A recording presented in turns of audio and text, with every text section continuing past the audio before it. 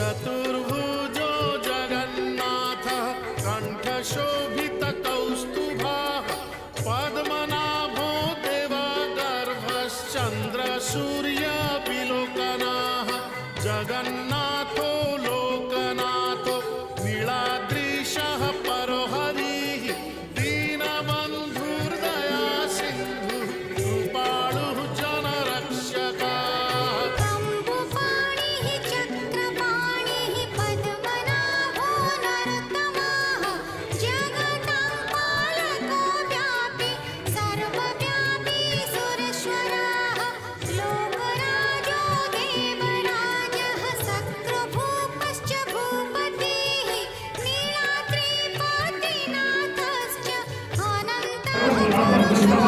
Hey!